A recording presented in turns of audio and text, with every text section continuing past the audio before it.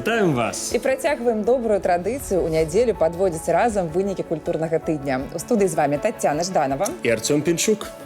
Самая цікавая падзея ў культурным жыцці краіны толькі на тэлеканале сапраўдных каштоўнасцей. Сёння ў праграме далучымся да святкавання сусветнага дня авіяцыі і касманаўтыкі. Паслухаем удзельнікаў дзіцяча-юнацкага культурна-асветніцкага праекта «Мы музычная будучыня краіны». Даведаемся пра гісторыі, што сталі асновай спектакля канцэрта «Трыкутнік надзеі», рэалізаванага на грант прэзідэнта Рэспублікі Беларусь. Акунемся ў атмасферу фестывалю музыкі «Мінская вясна». Павіншуем мастака Валентина Губарова з днём нараджэння. Убачым выступленне артыстаў Гродзенскай вобласці на сцэне Палаца Рэспублікі. І паўдзельнічаем у мерапрыемствах 33-х міжнародных навуковых чытанняў памяці Лідзіі Мухарынскай. Гэты культурны тыдзень быў адзначаны святкаваннем сусветнага дня авіяцыі і касманаўтыкі. 63 гады таму Юрый Гагарин вымавіў легендарнае «Паехалі» і здзейсніў першы ў свеце арбітальны касмічны палёт. Сёлета увага беларусаў да тэмы вывучэння космасу асабліва вялікая. Зусім нядаўна у складзе экіпажа карабля «Саюз МС-24» з міжнароднай касмічнай станцыі вярнулася першая жанчына-касманаўт нашай суверэннай краіны – герой Беларусі Марына Васілеўская. За 14 дзён у космосе яна выканала некалькі навуковых эксперыментаў, правяла дэталёвую фота і відэаздымку зямлі, а таксама некалькі работ, звязаных з пілатуемай касманаўтыкай і бялком лактаферынам. Мы ганарымся сваёй суайчынніцай і жадаем нашай краіне новых касмічных палётаў. Яшчэ адна знамінальная дата ў касмічнай тэматыцы. У гэтым годзе магло б споўніцца 90 год першаму касманаўту. З гэтай нагоды, а таксама да сусветнага дня авіяцыі і касманаўтыкі ва ўстановах культуры зладзілі шэраг тэматычных мерапрыемстваў. Так, у Нацыянальным цэнтры сучасных мастацтваў разгарнуўся міжнародны праект «100 усмешак Гагарына. Усмешка для свету». Ён дазваляе разгледзець рэдкія кадры фотахронікі, што захавалі шматлікія паездкі і сустрэчы Юрыя Гагарына з жыхарамі розных краін. Яго паўсядзённае жыццё і захапленне рыбалкай і паляваннем. А ў мастацкай галерэі Міхаіла Савіцкага прадставілі выставачны праект «Першае». Маштабная экспазіцыя знаёміць мінчан з космасам праз мастацтва і пэўных асоб. Да яе арганізацыі далучыўся шэраг устаноў. Напрыклад, расійскі аб'яднаны мемарыяльны музей-запаведнік Юрыя Гагарына. З фонда установы былі прывезены асабістыя рэчы першага касманаўта і серыя здымкаў. На выявах адлюстраваны этапы падрыхтоўкі да першага палёту. Из отобранных 3456 человек осталась только шестерка, которая готовилась. И вот 10 апреля 1961 года правительственная комиссия объявила о том, что первым будет Юрий Алексеевич Гагарин. Засваенне пазаземнай прасторы тут увасоблена ў тым ліку ў творах нацыянальных майстроў. Пазнаёміцца можна з серыі скульптурных партрэтаў прадстаўнікоў зорнай прафесіі, што выканаў Іван Міско. Экспануецца і жывапісная серыя работ Язэпа Драздовіча. У сваіх палотнах аўтар фантазіруе на тэму жыцця на іншых планетах, напрыклад, на Сатурне. Картины Язэпа Драздовича, они вне стиля, вне направления и вне времени. Такая высокая фантазия, и я бы сказала, высокая мечта найти какие-то совершенные миры. Космос Язэпа Драздовича, он очень теплый, уютный, добрый. Сатурняне, которых вы увидите здесь на этой выставке, невероятно добрые, похожи на наших белорусов. Асобы касманаўтаў узгадалі ў Нацыянальным прэс-цэнтры Рэспублікі Беларусь на канферэнцыі, таксама прымеркаванай да сусветнага дня авіяцыі і касманаўтыкі. Прадстаўнікі Акадэміі навук падзяліліся апошнімі звесткамі з нядаўняга палёту героя Беларусі Марыны Васілеўскай. Выступоўцы звярнуліся і да нацыянальнай гісторыі вывучэння сусвету. Первое упоминание наших уроженцев Беларуси отражено уже в таком издании, как «Великое искусство артиллерии». Издано оно в 1650 году Казимиром Семеновичем, уроженцем селения Дубровна, это Витебская область. Да святкаванняў далучыўся мінскі планетарый. На гэтым тыдні тут была арганізавана спецыяльная праграма паказаў на тэму сучасных дасягненняў у космосе. Сярод іх стужка-спадарожнікі, што паказвае апараты, з першым запускам якіх пачалася эра асваення сусвету чалавецтвам. Увазе гледачоў і некалькі прэм'ерных фільмаў. З навінак і кінапраект «Цёмны бок святла». как мы теряем звезды, как городская засветка влияет на звездное небо, на темноту, к которой, в общем-то, физически все организмы живые привыкли, и как вот эта городская засветка, техногенная засветка, которая, в общем-то, сейчас последний век развивается, электрификация, как влияет на биологические организмы. Арыгінальнае разважанне на нябесную тэму прадставіла мастачка Наталья Неўмяршыцкая.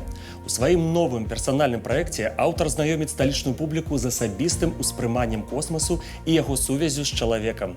Крыніцай жа натхнення для жывапісных сюжэтаў з'яўляюцца і касмічныя творы іншых дзеячаў. Напрыклад, роман китайскага пісьменніка-фантаста Лю Цисинь. Заканчивается все тем, что Земля погибает. То есть в двухмерное пространство складывается все наша Солнечная система. И есть люди, которые спасаются, и при этом спасают часть произведений искусства, ну и что-то там еще.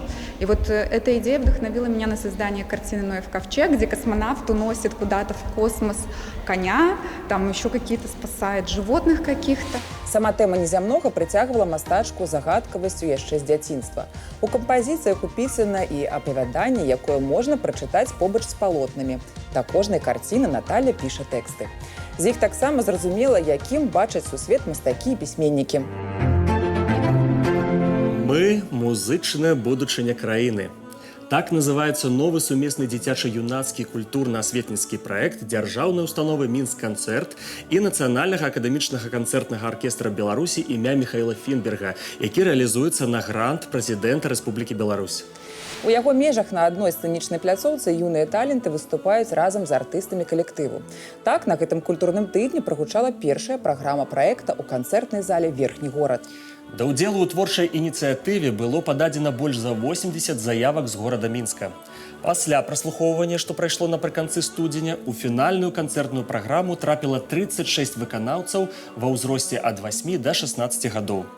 Сярод нумароў як сольныя, так і калектыўныя.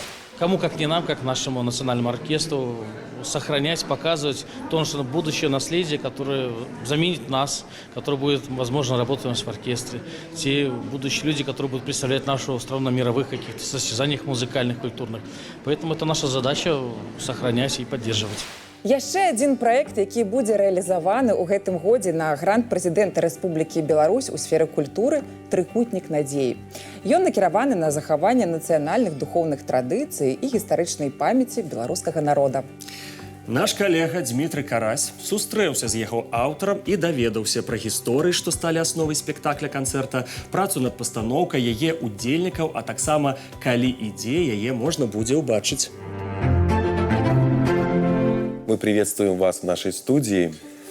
Впереди новый спектакль или это все-таки концертное действие? Я думаю, что все-таки ближе к спектаклю, потому что когда есть образы, когда есть понятие характеров, когда есть вживание в их эмоции, это все-таки спектакль. Концерт, он более легкий, он идет по внешнему эмоциональному ряду так немножечко по верхам, задевая струнки или не задевая их. А нам же в спектакле, наоборот, очень важным кажется задеть струнку тех, кто будет смотреть, потому что только эмоциональное воздействие на такую тему, как война, как ее последствия, только это может вернуть нам какую-то генеалогическую память. Ну, этот спектакль создавался на реальных историях, да? Да, истории это правдивые, настоящие такие есть. Мне удалось найти совершенно непредсказуемые и ранее не рассказанные истории. И через себя и через студентов, с которыми мы ставим спектакль, это получается новый взгляд. Новый, все-таки авторский. У нас сегодня в студии еще Анна присутствует. Это одна из артисток будущего спектакля и одна из студенток вашего творческого коллектива. Ваше видение о произведении, которое увидят скоро зрители. Спектакль на самом деле очень интересный. В первую очередь он очень трогательный и в то же время очень радостный. Ну, то есть имеет какой-то баланс, середину, в принципе, как все имеется и в жизни. Спектакль, как уже мы говорили, приуроченный к 9 мая. И я считаю, что вот именно День Победы, как бы как главный главная составляющая этого мероприятия, этого спектакля. Очень важна как и для среднего поколения, так и для молодого поколения, которое будет приходить это видеть. Насколько я понял, ребятам не пришлось перевоплощаться в образы далеких для них, может быть, персон. Частично. Есть ребята, которые играют персонажей, в которые, конечно же, нужно перевоплотиться. Ну, например, у нас одним из героев выступает священник.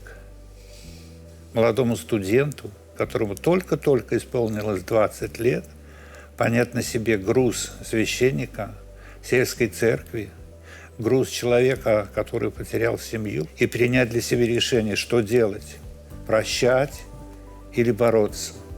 Играет молодой человек. Часть студентов играет самих себя. Вот Аня играет саму себя. А студенты имели возможность, ну и право вмешиваться, скажем так, может, в сам уже литературный материал, какие-то советы? Конечно. Я же ориентируюсь на них. Если это им не будет интересно, то и в зале никто не поверит. А как иначе? Я вас спрашиваю у них, покажите, как вы радуетесь приходу каникул, как вы радуетесь тому, что вы увидели ночную природу, как яблони цветут. Покажите. Еще же есть такие некоторые более глубокие роли, и многие роли писали сами студенты, писали тексты именно, ну, конечно, под чутким руководством Александра Дмитриевича, но все тексты были написаны именно ими самими, которые они прочувствовали, прожили, чтобы в дальнейшем уже вот все шло именно от души. И я поняла, что если я полюблю роль, если я в нее войду, я почувствую, что вот я хочу ее играть, то все тогда пойдет, тогда спектакль заиграет новыми красками. И неважно, какая у меня роль, там, самая главная или второстепенная, хотя в нашем спектакле я считаю, что нет второстепенных ролей, они все главные, которые вот являются связующим звеном и полной композицией спектакля. И я хотел бы подчеркнуть, что это будущие режиссеры государственных специальных мероприятий в нашей стране. Это не актеры. Мы не ставим перед собой такую цель, но познать эту стихию нужно. Как я вижу, ну, вот концерт, посвященный празднику Победы, это песни военных лет. Не только. Дело в том, что таких концертов, где прозвучат песни военных лет, знакомые всем, «Катюша», «Синий платочек», их будет достаточно много. Нам же хотелось поднять тот музыкальный материал, который всегда понемножку оставался в тени, но он был характерен для нашего народа. Есть такой интереснейший проект, существовал, называется «Авторская песня» или «Песни нашего века». Этот музыкальный архив частично вошел в нашу программу. Частично для проекта написаны оригинальные песни. У нас есть песня, ее никто еще никогда не исполнял, она неожиданная и принадлежит руке и мастерству очень известного человека. Это Дмитрий Пинкрат, рано ушедший от нас, но он оставил богатый музыкальный архив. Удивительный человек, еще один композитор, Дмитрий Парфенов, написал нам две совершенно неожиданные песни. Одна из них финальная, мы ее работаем, мы ее поем. Я бы назвал, что это все-таки спектакль, такой звонок из прошлого, дверь из прошлого, когда вам принесли письмо от вашего давнего родственника, который издалека, из прошлого времени, из войны посылает вам привет и пожелание, как вам жить дальше. По ходу спектакля Аня получает письмо от своего прадедушки. Аня, скажи несколько слов оттуда. Аня, Аннушка, я давно мечтала о большой семье, которая сядет за большой-большой стол. За ним будешь ты, моя любимая внучка Аннушка. Это настолько близко, настолько вот написано с любовью и написано все рукой Александра Дмитриевича, что я чувствую, что да, оно так и есть. Когда и где мы сможем увидеть? Премьера 31 мая у нас в спортивно-культурном центре нашего университета, но мы планируем как можно шире показать этот спектакль. 4 июня нас готовы принять в городе Червене. Мы хотим поехать в город Брест, мы хотим поехать в Барановичи, мы хотим поехать в Борисов, мы хотим поехать на совершенно маленькие площадки, показать этот грант накануне 80-летия освобождения Беларуси от немецко-фашистских захватчиков. Вот такая наша задача. Больш за 1000 артыстаў з Гродзенскай вобласці сабраліся на гэтым культурным тыдні ў Мінску, каб прадэманстраваць сваю творчасць у межах фестывалю «Беларусь. Моя песня». На сцэне Палаца Рэспублікі Гродзеншчына прадставіла праграму пад назвай «Прынёманне. Зямля і людзі» у фінальным этапе форуму. Сімвалічна, што сёлета рэгіён адзначае падвойны юбілей – 80-годдзе вызвалення Беларусі ад нямецка-фашысцкіх захопнікаў і 80-годдзе ўтварэння вобласці. На сцэне выступіла больш за 50 калектываў з Гродна, Ваўкавыска, Мастоў, Свіслачы, Смаргоні і Іўя.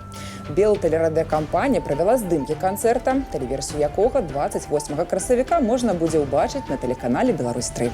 Мы, конечно, размаўляем про наш нелегкий шлях. Это символ Гродзеншчыны, тое, что мы были расподелены ў 21 годзе, тое, что мы были аб'яднаны, і здавалася б, нас аб'ядналі, аднак пачалася вайна. Мы гэта все прожили, мы гэта все перайшлі, і мы показываем Гродзеншчыну працоўную, наши калектывы, якімі мы ганарымся. Мы показываем Гродзеншчыну моладзевую, гэта неверагодна сучасныя калектывы, гэта неверагодна сучасныя выканаўцы.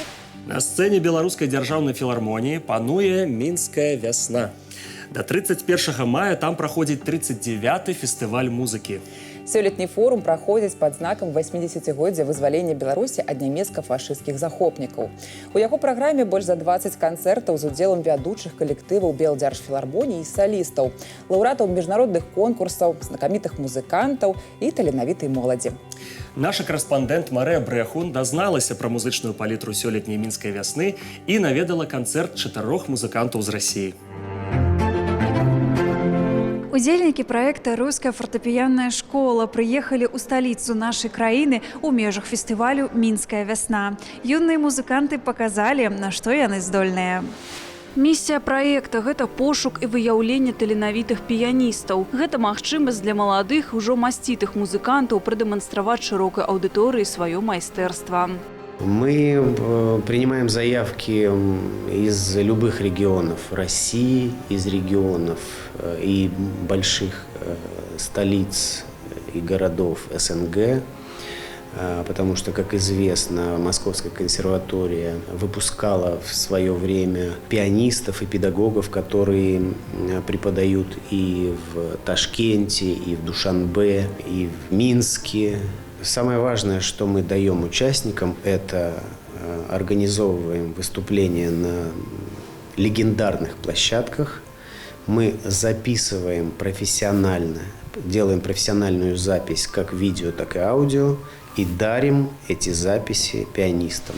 Піяніст Ілья Папаян прыехаў у Мінск усяго за суткі да канцэрта і адразу на сцэну рэпеціраваць. У 9 гадоў піяніст стаў лаўрэатам міжнароднага юнацкага конкурсу імя Фрэдэрыка Шопена ў Санкт-Петербургу, а ў 13 гадоў адбыўся першы сольны канцэрт Ильи.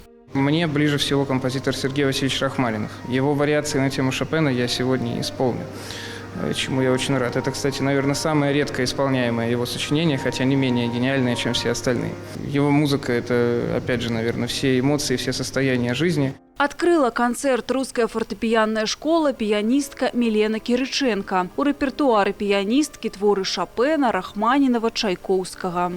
У меня родители очень любят музыку, и у меня бабушка музыкант, она закончила консерваторию, аспирантуру, вот, и с самого детства мне папа, когда я еще совсем маленькая родилась, только пел разные арии из опер, и, в общем, я была погружена в музыку с самого детства.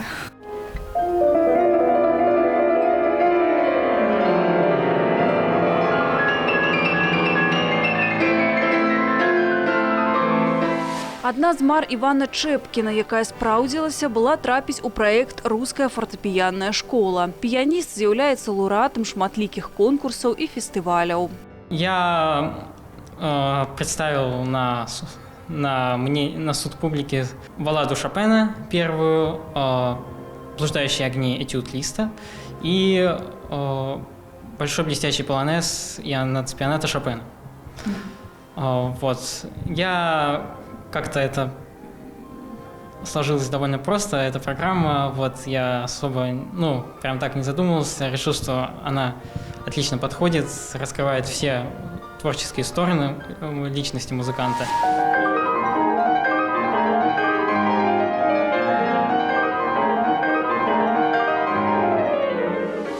55 дзён доўжыцца фестываль «Мінская вясна». Здаецца, імпрэза запланаваны на любы густ. Сімфанічныя і харавыя канцэрты, святочныя праграмы, прымеркаваныя да юбілейных дат. Напрыклад, 100-годдзе Мінскага дзяржаўнага музычнага каледжа імя Міхаіла Глінкі. Когда я пришел работать художественным руководителем, мне захотелось, чтобы не только была Пражская весна или Будапештская весна в свое время, или Венская весна. Я хотел, чтобы была Минская весна. И мы с коллегами из Министерства культуры, с Владимиром Петровичем Рладко и тогдашним министром культуры Юрием Михайловичем Михневичем, просто написали записку на одном из совещаний министерства, что неплохо было бы к белорусской осени сделать еще и Минскую весну. И вот 39-й фестиваль сегодня, к счастью, живет. У межах фестывалю «Мінская вясна» падрыхтаваны яшчэ шмат сюрпрызаў для аматараў музыкі і тых, хто толькі пачынае сваё знаёмства з ёй, у чым упэўніліся Марыя Брэхун і Сергей Фамічоў. Са сцэны вялікага тэатра Беларусі на гэтым культурным тыдні гучалі віншаванні з юбілеем. Да 90-годдзя заслужанага дзеяча мастацтва ў Рэспублікі Беларусь Александра Калядзенкі, які выхаваў не адно пакаленне зорак балета, там прадставілі спектакль «Жизель» Адольфа Адана.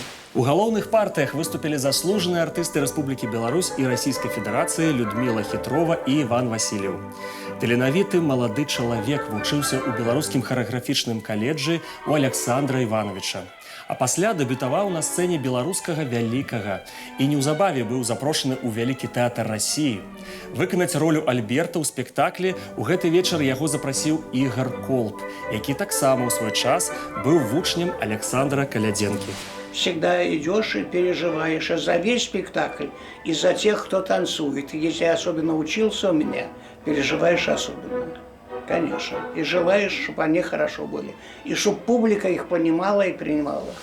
Сёння прымае віншаванне з днём нараджэння мастак Валянцін Губараў. Ён, як дапытлівы даследчык толькі без мікраскопа, у сваіх работах адлюстроўвае паўсядзённае жыццё простых людзей. Правінцыйныя гарады, мястэчкі, вузкія вулачкі з малапавярховымі дамамі, мноства старанна напісаных дробных дэталяў, якія ствараюць дадатковыя сэнсы. Карціны аўтара – гэта нібы энцыклапедыя жыцця савецкага чалавека.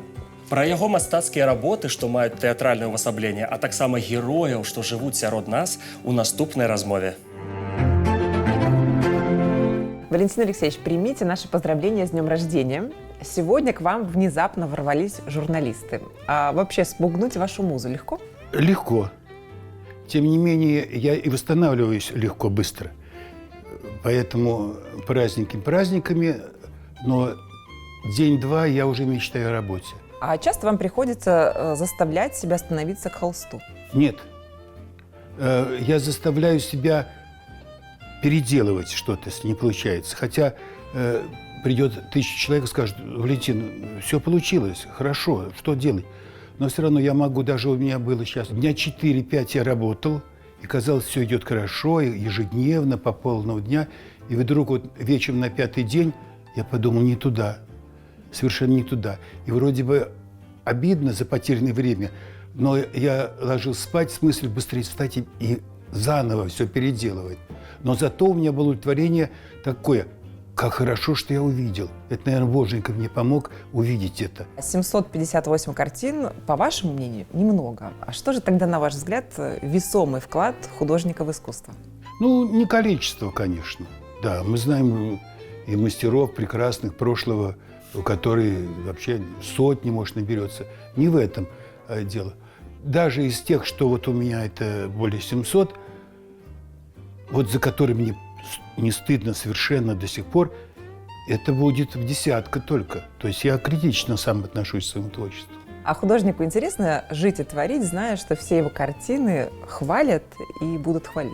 Во-первых, я верю в искренность людей, которые пишут отзывы. Потом я понимаю, почему это.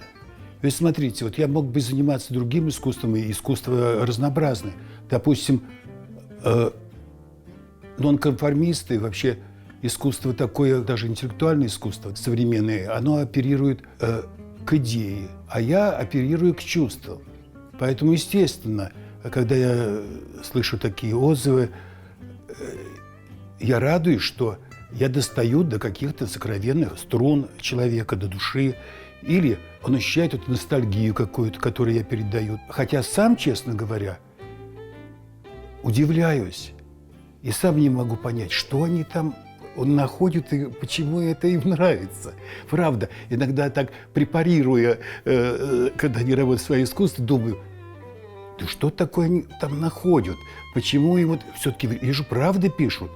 Ведь это не за деньги пишут. Все-таки ваши картины иногда поругивают, и если да, то за что? Ну, конечно, это есть, потому что все-таки, особенно кто впервые видит мое искусство, ну, может быть, некоторых я не скажу, чтобы шокировало, да, но настораживало. И, допустим, и такие отзывы писали.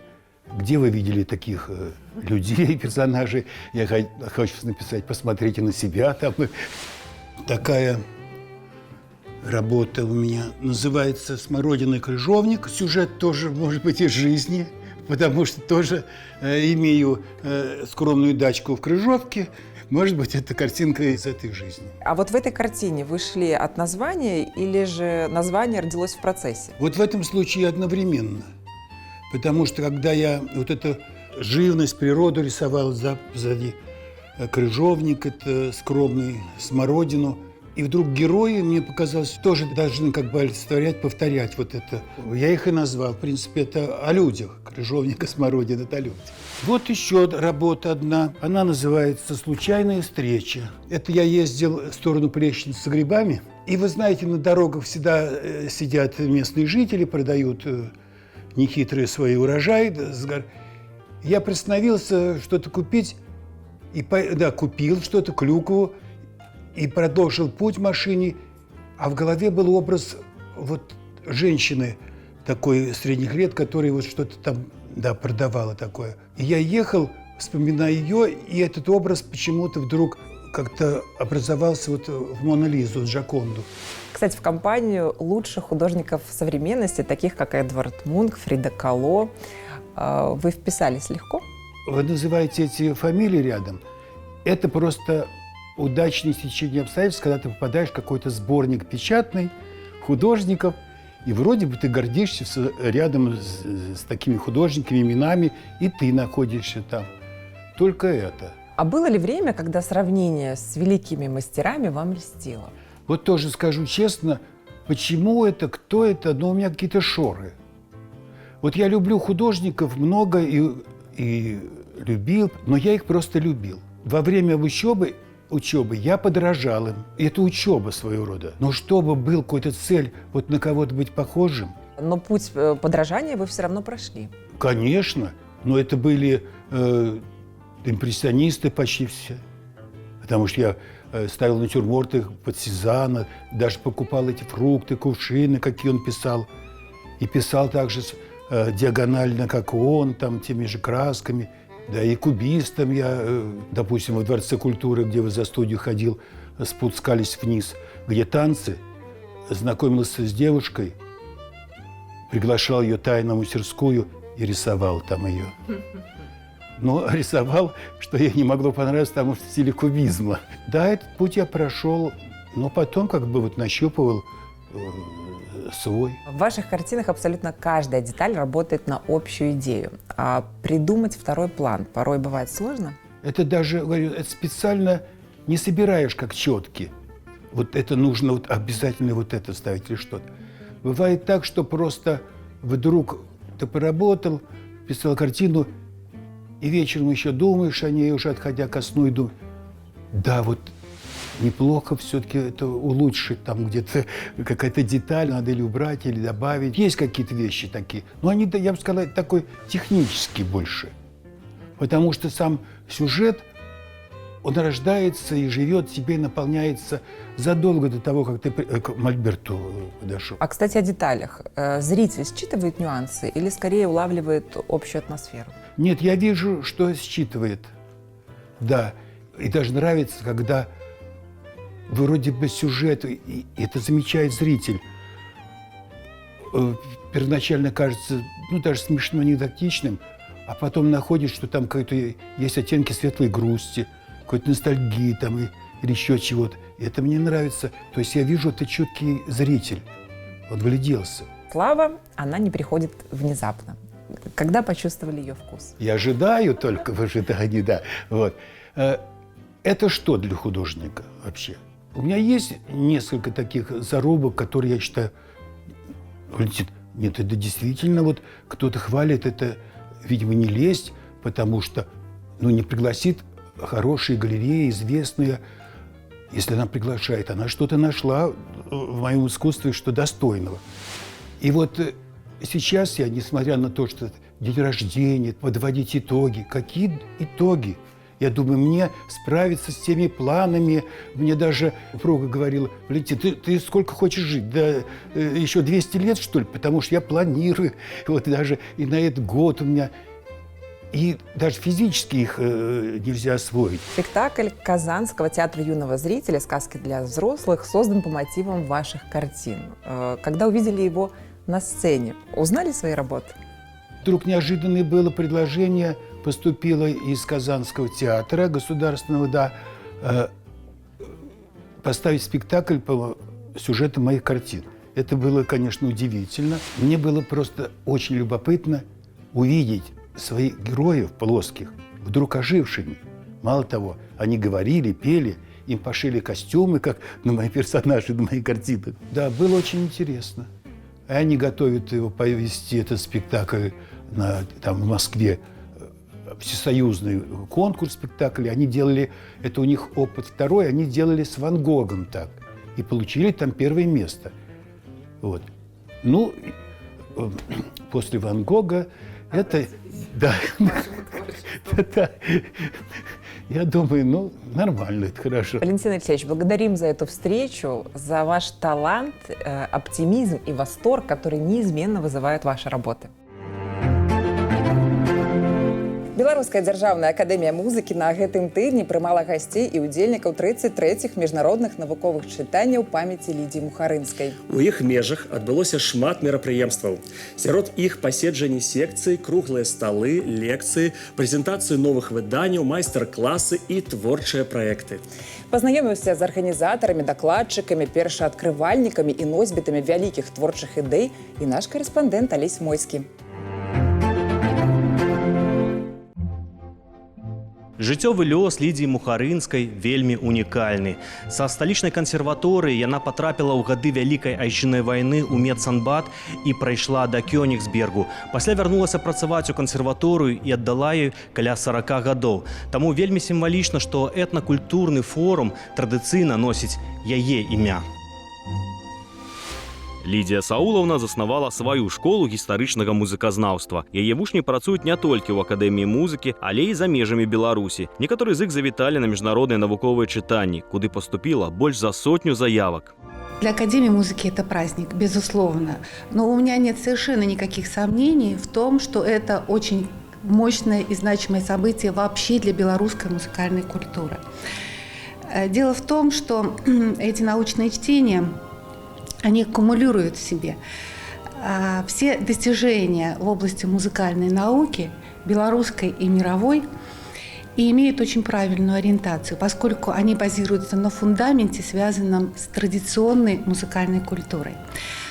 Сама личность Лидии Сауловны, она диктует этномузыкологическую направленность научных чтений, а белорусская школа этномузыкологии – это одна из самых авторитетных этномузыковедческих школ мира, я не побоюсь этого слова.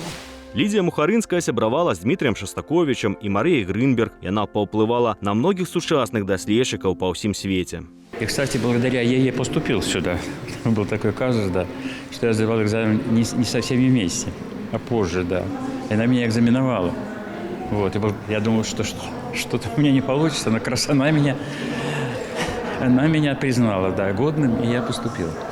Ну, это был человек исключительно высокой культуры, преданный, да, своему делу от начала и до конца. Она никогда ничем иным, наверное, и не увлекалась, не занималась, кроме вот этого самого своего дела, музыкального дела и науки. Як даследчык, Лідія Сауловна ў сваіх навуковых працах разглядала вытокі песеннага мастацтва, інтанацыйны строй беларускай песні, народнай, рэвалюцыйнай, а таксама партызанскай, якой прысвечана з 1943 года каля 16 публікацый. Сёння яе справа працягваецца, і на 33-х чытаннях было прэзентавана аўдыёвыданне «Беларускія партызанскія песні». Гэта 15-й выпуск серыйнага выдання.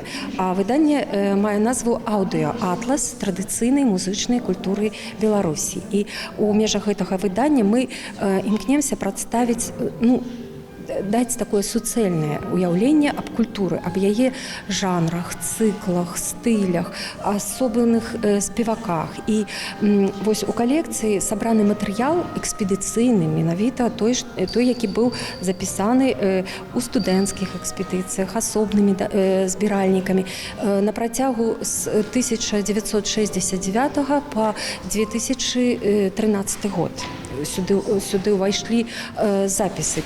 Вусна-традыцыйная культура, музычнае мастацтва Беларусі і свету, літургічныя спевы, музычная педагогіка. Гэта і іншыя пытанні абмеркавалі падчас працы секцыі навуковай канферэнцыі, у якой прынялі ўдзел выкладчыкі, магістранты, аспіранты з Акадэміі музыкі і іншых устаноў, а таксама прадстаўнікі з Москвы и Санкт-Петербурга. Я сейчас выбрала тему доклада, которая должна быть интересна белорусским исследователям, потому что она показывает след от белорусской культуры в традициях старообрядцев, которые прошли через ветку из Стародубья, там жили, это русские старообрядцы, которые вот и ушли потом к Дунаю, к югу, на юго-запад спустились и живут и в придунайских территориях, и за Дунаем. И вот они сохранили много черт именно схожих с белорусскими фольклорными формами. На працягу 5 дзён адбываліся не толькі паседжанні ў самых розных секцыях. Для ўдзельнікаў чытанняў правялі і шмат майстар-класаў у зале імя Віктара Роўды, у тым ліку і песенных. Дацэнт Беларускага дзяржаўнага універсітэта культуры і мастацтваў Тацяна Пладунова распавяла пра вакальную этнаграфію рэгіянальных песенных традыцый Беларусі, спецыфіку гукатворчасці і самавыяўлення.